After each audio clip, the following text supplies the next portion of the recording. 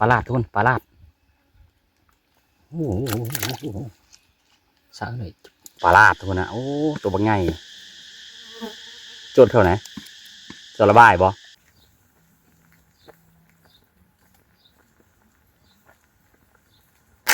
ว้ายตัวปลาตัว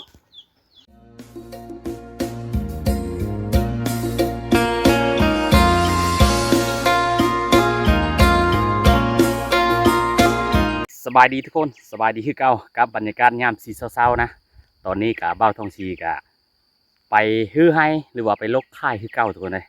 กะยังไม่แล้วนะกะเป็นมื้อที่สองมื้อที่สามที่เบ้าทองชีสืบต่อมาฮื้อให้ทุกคนเลยนะหลังจากที่ฮื้อให้แล้วกะสีเลาะหากินตามสายเส้นเฮงคือเก่านะทุกคนไปเบิ่งนำกันคือเก่าเป็นกำลังใจให้เบ้าทองชีด้วยทุกคนเด้ออันนี้คือไฮชาวบ้านเพิ่นทุกคนเลยนะเป็นไฮที่เพิ่นเฮ็ดเพิ่นทางแถวแคมทางปีนี้ไฮบาตองซีกับปีนี้กับทางแคมทางคือกันทุกคนเลยไฮพาเซนั้นบาตองซีฮื้อแล้วแต่ว่ายังไฮอยู่แคมทางทุกคนไฮตัวนี้ไฮอยู่เทิงผู้นะวันนี้สิพาทุกคนไปอัปเดตเบิ่งไฮบาตองซีทุกคนเลยกะบาตองซีทาง2ไฮปีนี้ทุกคนเลยกะไฮเซนั้นเป็นไฮกับประมาณอยู่ครึ่งเป๋านะแล้วให้ทูนี่กับประมาณอยู่ครึ่งเป๋าทุกคนเลยทาง2 บอนนะ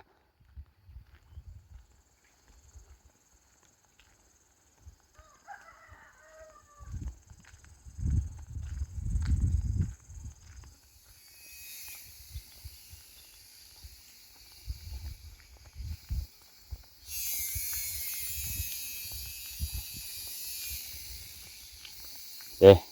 ตอนนี้บาทงสีกับย่างมาหอดให้บาทงสีแล้วให้บาทีอยู่เทิงนี่ทุกคนเลยก็ให้ตัวนี้ก็ไม่ได้กว้างไปเลยบาทงสียังทางจุดไปน้ำ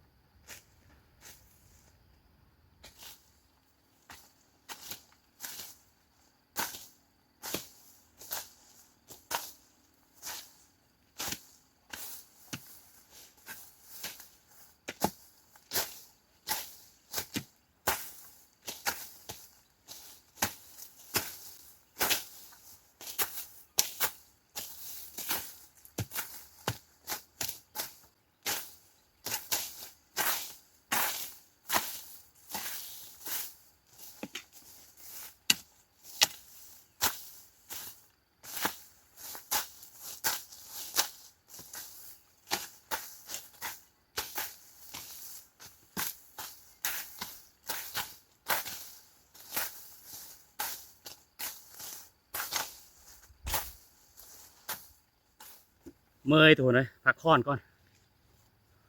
เนื่องจากว่าเฮาทางนี่ทางให้ลกเก่านะบ่มีใบใหญ่ทุกคนเลยมีแต่ไม้น้อยมันแดดมีส้มอาศัยส้นอยู่ห่มไม้น้อยๆแล้วทุกคนเลย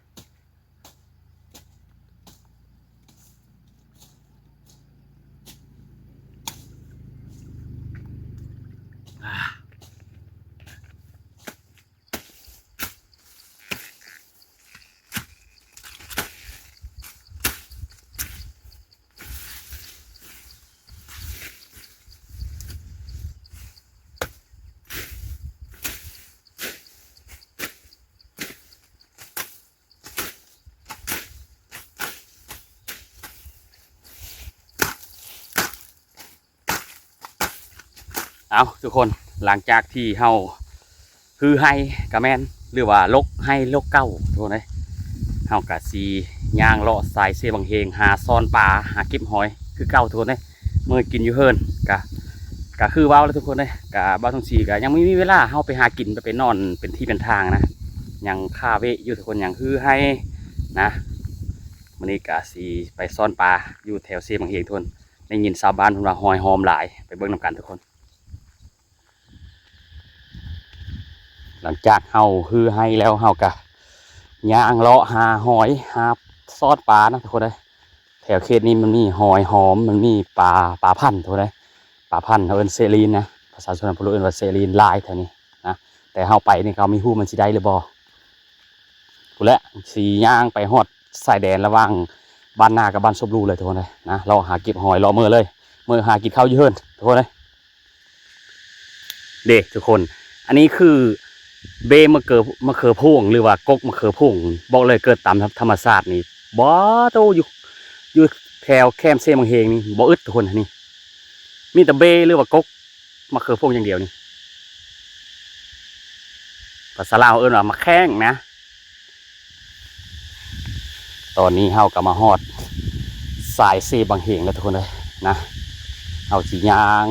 หาซ่อนปลาหาเลาะขึ้นเทิงแล้วทุกคนเลยเด็กชาวบ้านเพิ่นมาหาเอ็ดมองเอาไปเบิ่งนำกันทุกคนว่าพอเท้าเพิ่นได้ปลาบ่โอ้มีแต่ปลาหนามน้อยเนาะปลาหนามทุกคนเลยปลาหนามน้อยน้อยพอได้กินนะพอเอ็ดแจ่วด้วยเนื่องจากแบบชนลายมันก็มีแต่ปลาน้อยสวยๆมองหัดชองนี่บ่จะคึกแล้วปลาก็ไม่ได้แล้วมาผู้เดียวพอเท้าโอ้มาเอ็ดมองผู้เดียวเนาะสีกับมือเลยวะนี่โอ้เอาทุกคนเลยพอเท้าเพิ่นมาหาเอ็ดมองนะหลังจากที่ฮือไฮฮือโซนแล้วเพิ่นกะย่างเลาะสายเสียมเฮงหาลัดมองเมื่อเฮิรนนะไม่กินข้าวเยอะเฮิรนนะทุกคนนะและเฮาสิหาเลาะเก็บหอยทีนี้ทุกคนเลยนะเก็บหอยหอมทุกคนเลยส่วนหลายทีนี้หอยหอมหลาย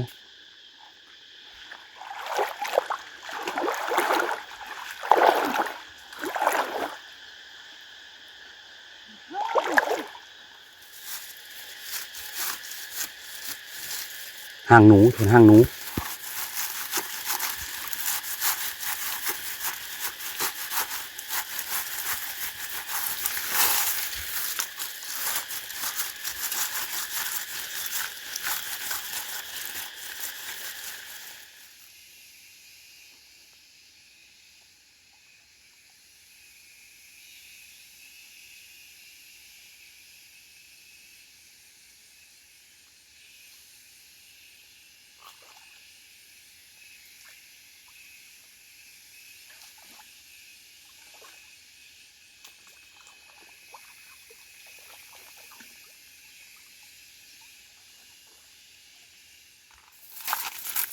นี่ปลาบ่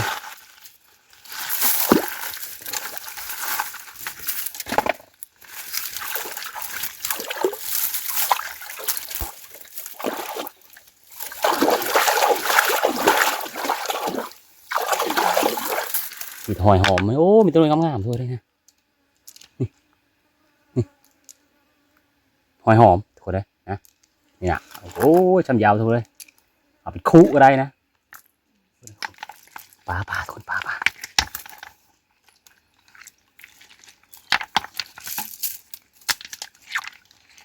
เฮ็ดน้ำตาลแห้งเฮ็ดมากนี่ วยน้องปลาลาดทุนปลาลาดโอ้โหสาวเลยอ้าวเลย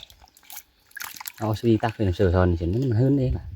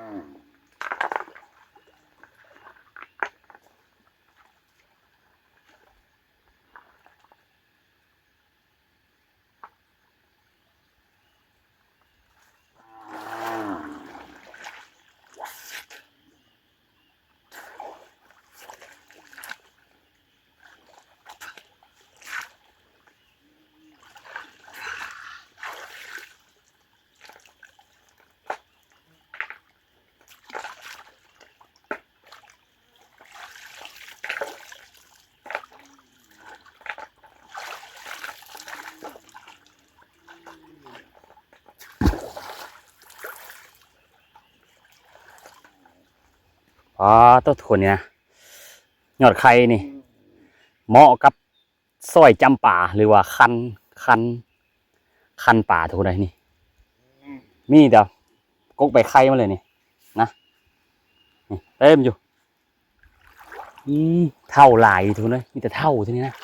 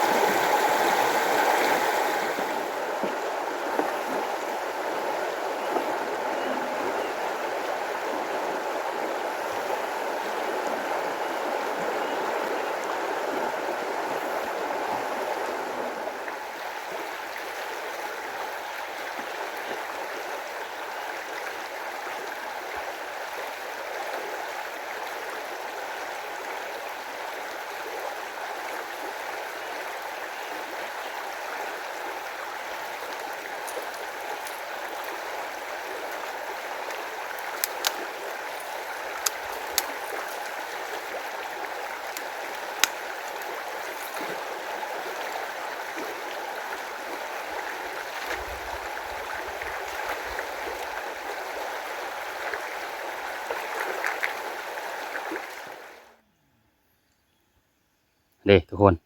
พอได้กินนะนี่มีหอยกับปลาเอาสี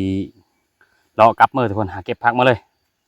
เอาสียางเลาะเก็บพักน้ำเลยเก็บกบหุ่งเทพทุกคนนะเมื่อต้มเลยกับพอได้กินหอยนี่หอยกับปลาเนี่ยทุกคนปลาก็ได้ประมาณถ้วยน้อยหนึ่งเอากับสีเลาะมือไอ้กินอยู่เฮิร์นทุกคนเลยผักกุ่มนี่แต่ยอดงามๆเลยเกี่ยวไหมแถวเซ่ยังบักได้หลายทุกคนเลยนี่บอกเลยเนี่ยผักกุ่มเนี่ยโอ้ยยอดงามๆเลยเนี่ยนี่นะนี่สะออนชอนจัวเนี่ย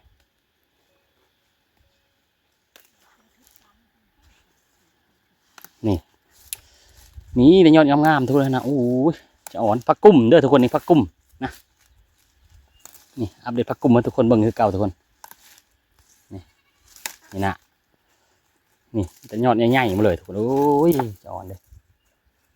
คันอยู่แถวในเมืองนี่ซื้อเอาทุกคนเลยทงนึง10,000เดี๋ยวนี้นะเอาต้มเรียบร้อยเนี่ยทงนึง10,000นะทุกคนเลยอยู่แถวเซโปนนะผักกุ้มนี่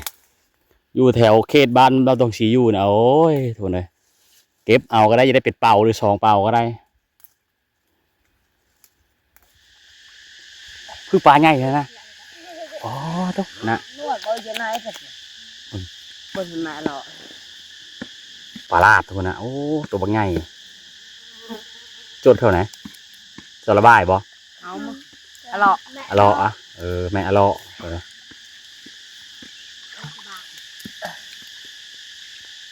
เขาเจ้าตัดกระบังแล้วเขาเจ้าทิ่มลงน้ำเขาอัดแล้วมันเห่าไปนี่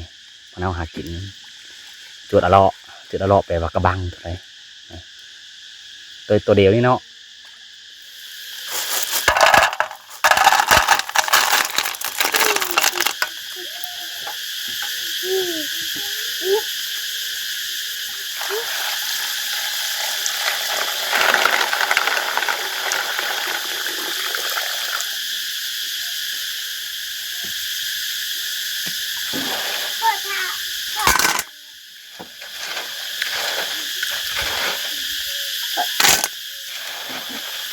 ก็ทอดมันทอดเสร็จแล้ว เอาชีพัดเอาทุกคนเลยไม่ได้อ้อมพัดเพชรเอาพัดเพชรใช้น้ำมันเอาทุกคนนะอันนี้เราจะพัดเอาพัดหอยหอมพัดใช้น้ำกันกับปลาเลยทุกคนนะ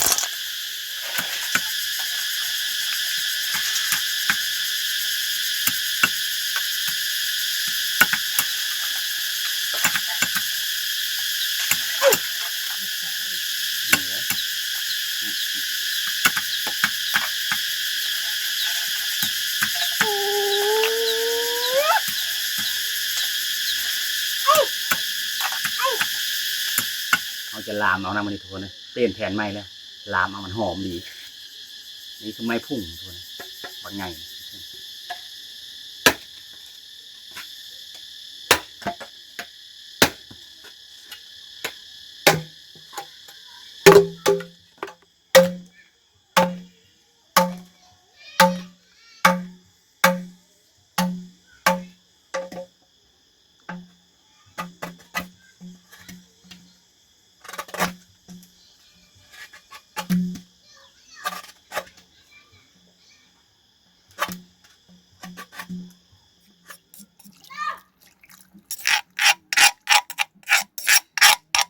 เราจะลามมันนะทุกคนนะลามหอยเลยกับปลาเส้นน้ำกันเลย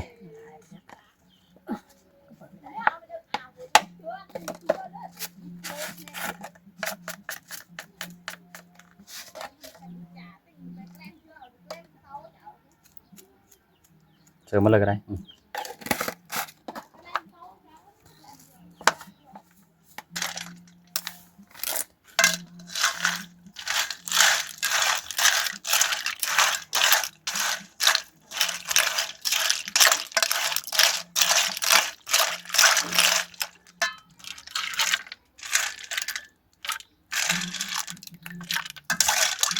ลามหอยปลาเนี่ยทุกคนเลยปนกันเลยนะส่วนนี้นะมีทั้งปลาซิ่วกับปลาลาดแล้วก็กระปูน้ำลายเฮยเลยทุกคนเลยเนื่องจากว่ามาแต่ทางให้อันนี้ก็11 โมงปล่อยๆอยากเข้าแล้วทุกคนเลย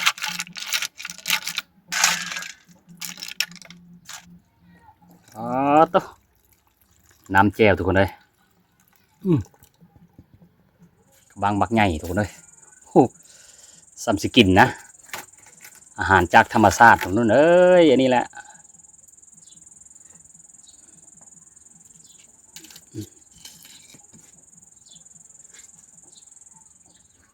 เฮิร์นโคบอลทองสีก็ยังไม่แล้วเลยทุกคนเลยนะนี่เฮิร์นโคเฮิร์นบอลแตงยูโคกินเลยทุกคนเลยนะ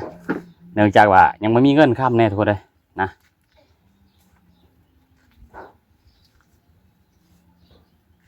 ต้องได้ปีนตลอดได้ทุกคนเลยนะประมาณอยู่5 นาทีหรือว่า10 นาทีเขาต้องได้ปีนเอายันกระบังเงินไหมทุกคนนะถ้าว่ากระบังไหมนี่ปลา ปลาหรือหอยนี่ถ้าได้ซุป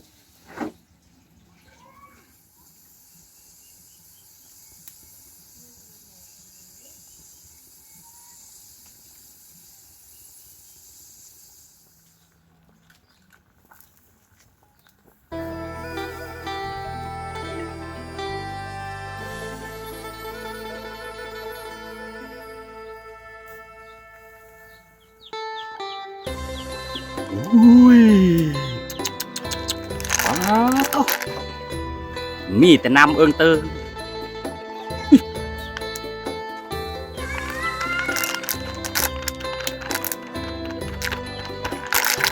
ว้ายว้ายว้าวตัวหมดแล้วบอเด้ทุกคน อันนี้คือลามหอยใส่กระน้ำปลาลามหอยนี่คือลามหอยหอมทุกคนเลยมีแต่หน่วยบักใหญ่บักใหญ่นี่เห็นป่ะนี่หน่วยใหญ่เลยทุกคนนะหอยนี่มันจะแข็งกราบมันทุกคนเลยอันนี้ได้หอยนี่บ่คือหอยขมนะมาทุกคนมานี่ท่านปลาลาดพร้อมสบายดีเนาะลูกสาวทุกคนเลยเดี๋ยวลูกสาวมีลูกชายแช่บอก แซ่บ เลิศตัวกินนะ ปู มีแต่ปูมีทั้งนั้นทุกคนนะมาทุกคนมา เอาเลย เข้าบอก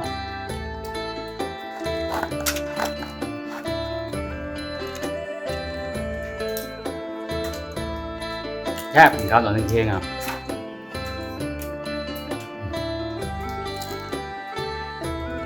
เรื่องง่ายๆนอกจากชายเชียงเฮงได้หอยในตัวเลย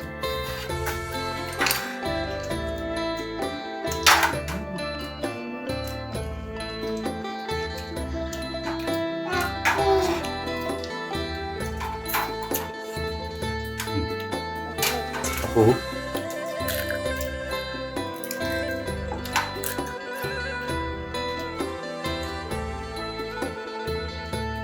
มาเมยๆกินเกลือกระแชบ